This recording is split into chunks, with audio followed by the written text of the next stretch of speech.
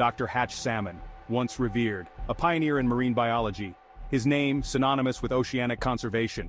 Now, a name whispered with fear. His legacy, forever tarnished.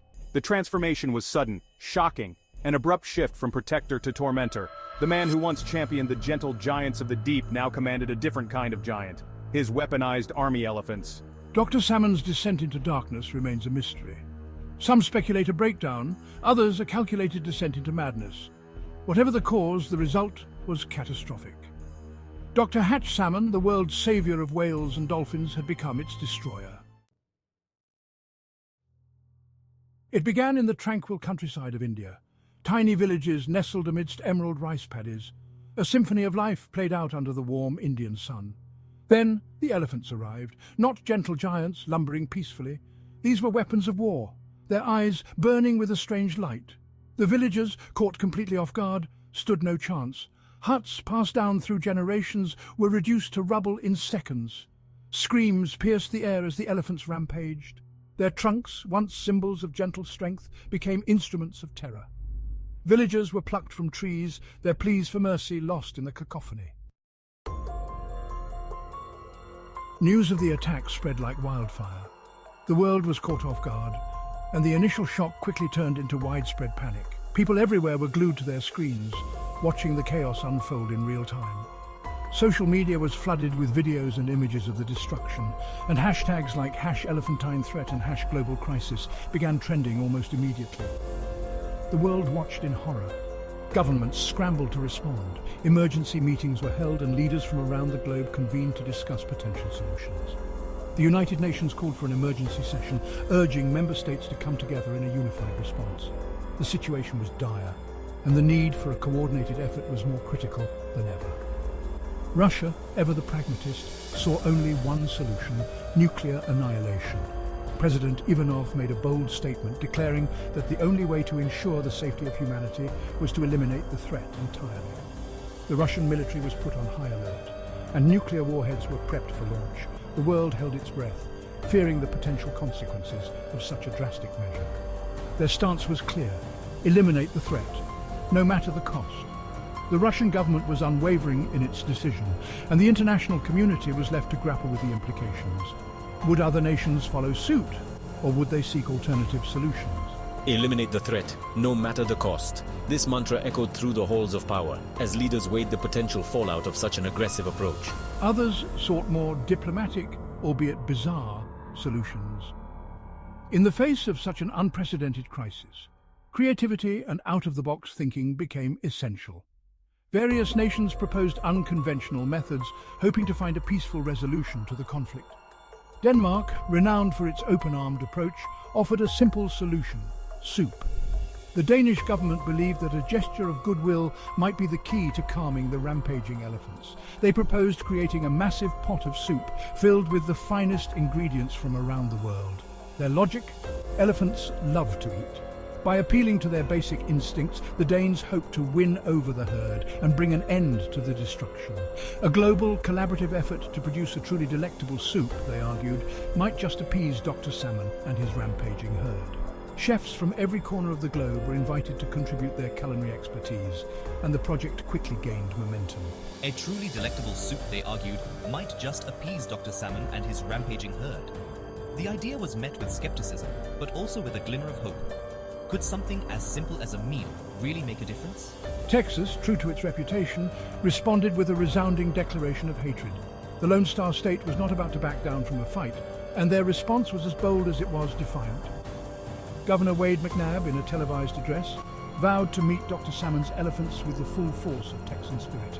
He rallied the citizens, calling on them to stand strong and defend their homeland. With the full force of Texan spirit, the governor's words resonated deeply, and the people of Texas prepared for battle. How exactly this spirit would manifest remained unclear. Would it be through sheer determination, or perhaps through the use of unconventional tactics? The details were vague, but the resolve was unmistakable. Australia, however, took a more practical approach. Known for their resourcefulness, the Australians devised a plan that was both innovative and daring. Their solution? Kangaroos, thousands of them. The idea was to use the natural agility and speed of the kangaroos to outmaneuver the elephants and lead them away from populated areas. airlifted directly into the path of the elephants. The operation was a logistical challenge, but the Australians were determined to see it through. Kangaroos, thousands of them, airlifted directly into the path of the elephants. The world watched in anticipation, wondering if this bold strategy would succeed where others had failed. Section 4. A global battlefield, the rampage of Dr. Hatch's elephants. The elephants, seemingly impervious to soup, hatred, or even the valiant efforts of Australian marsupials, continued their rampage. Cities became battlegrounds. The Eiffel Tower, once a symbol of love, was reduced to twisted metal. The Great Wall of China, a testament to human ingenuity, crumbled under the weight of elephantine fury. Through it all, Dr. Salmon remained an enigma. He communicated through cryptic messages, his demands ever-shifting, his motives shrouded in mystery. The world held its breath, united in fear and uncertainty. Was this the end of civilization as we knew it? Section 5. Unlikely allies and elephantine victories, Ventura, Bad Bunny, and the race. Amidst the chaos, unexpected alliances emerged. In a world where the unexpected became the norm, these alliances were both surprising and heartwarming.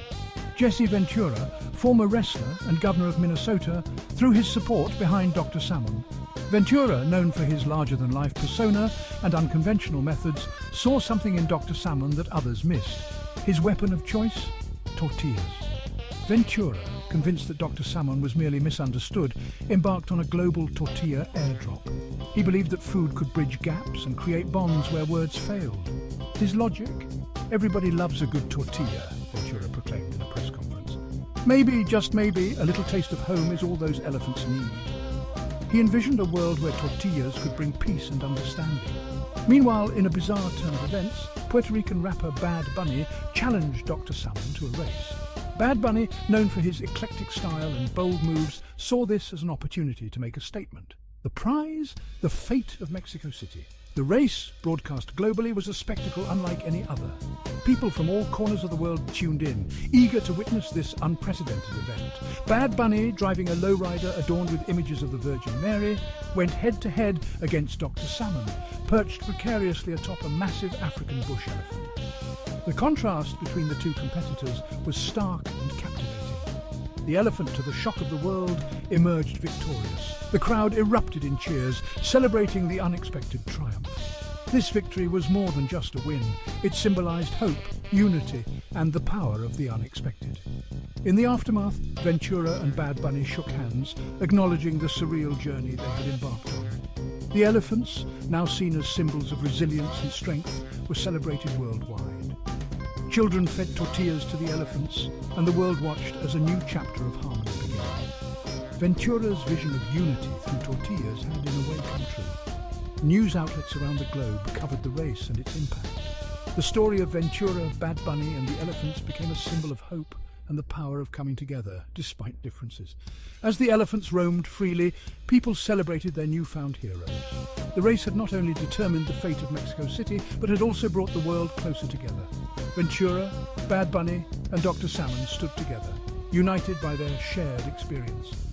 The world had witnessed something extraordinary, and the legacy of this race would be remembered for generations to come. Section 6. The Fall of Mexico. A nuclear shadow descends. The world was about to witness an unprecedented catastrophe, one that would change the course of history forever. Mexico City, true to the terms of the race, was spared. But the victory was short-lived. The city, once vibrant and full of life, now stood on the brink of an unimaginable disaster. Dr. Salmon, emboldened by his triumph, set his sights on a new prize, the entire nation of Mexico. His ambition knew no bounds, and his plans were as grand as they were terrifying. The Mexican army, despite a valiant effort, stood no chance. Their bravery was commendable, but they were up against a force far beyond their capabilities. Within weeks, Mexico was lost. The nation fell into chaos, and the once proud flag of Mexico now waved over a land shrouded in fear and uncertainty. The world watched in horror. Nations around the globe were paralyzed with fear, unable to comprehend the magnitude of the disaster unfolding before their eyes. Russia, true to its word, prepared to act. The Kremlin, with its steely resolve, knew that it could not stand idly by as the world teetered on the edge of destruction. The Kremlin issued a final ultimatum: surrender Mexico or face the consequences. The message was clear and unyielding, a stark warning to Dr. Salmon and his followers. Dr. Salmon, his eyes burning with a terrifying light, remained defiant. He was a man driven by a vision, one that he would see through to the bitter end, no matter the cost. The world held its breath. Then the unthinkable happened, a blinding flash. The sky lit up with a light so intense it seemed to tear the very fabric of reality, a mushroom cloud rising over the Yucatan Peninsula. The sight was both awe-inspiring and horrifying, a grim reminder of the destructive power of nuclear weapons. Russia had launched its nuclear strike. The aftermath was devastating, leaving a scar on the world that would never fully heal. The shadow of nuclear war had descended, and the world would never be the same again. Section 7, Taser Tusks and the Looming Storm, a glimmer of Dr. Hatch's final stand. The aftermath was devastating. Mexico, once a vibrant tapestry of culture and life, lay in ruins. But amidst the ashes, a glimmer of defiance. Dr. Salmon had survived. His elephants, their hides scarred but their spirits unbroken, had also weathered the nuclear storm. And they bore a new weapon: Taser Tusks. Dr. Salmon, it seemed, had anticipated Russia's actions. He had outfitted his elephants with a terrifying new advantage. The world, still reeling from the nuclear strike, faced a terrifying new reality. Dr. Hatch Salmon, the rogue marine biologist, was far from finished. The final showdown, it seemed, was yet to come.